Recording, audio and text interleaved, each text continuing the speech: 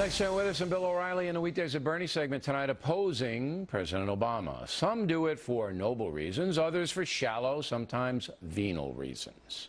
The central thing to keep in mind is his opponents, you talk about taking them out to dinner, making nice with it. These people politically want to cut his heart out and throw his liver to the dogs. That does make it very, very difficult to come on nice to them. Nice appetizing thing at dinner time.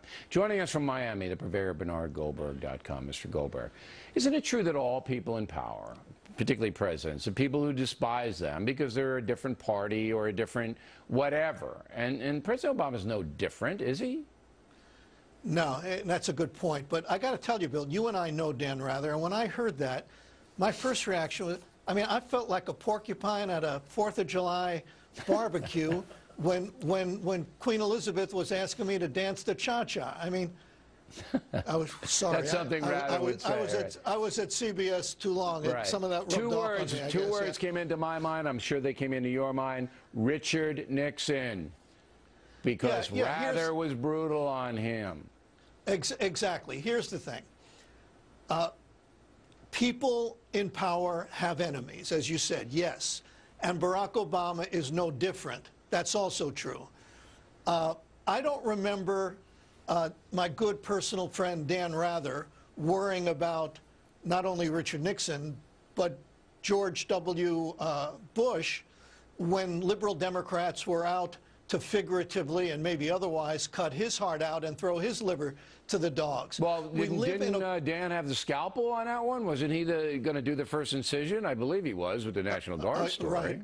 That's right. A very good point. Thank you. Look, that's a very good point. Seriously, we live in a polarized culture. Right. And in a polarized culture, Democrats and Republicans have two very, very different visions of how to fix America's problems. So Dan Rather is half right.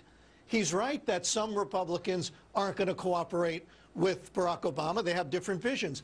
But he left out the other half, that Barack Obama isn't going to cooperate with those Republicans. He analyzed the politics of this situation from a liberal Democratic point of view, which will come as no surprise to the people watching us tonight. And then they always carried into the race area, which we're not even going to bother with today. What could you possibly put a percentage on what people have noble intentions by being dissenters and what people are just, you know, if you don't agree with me, I hate you and I don't care?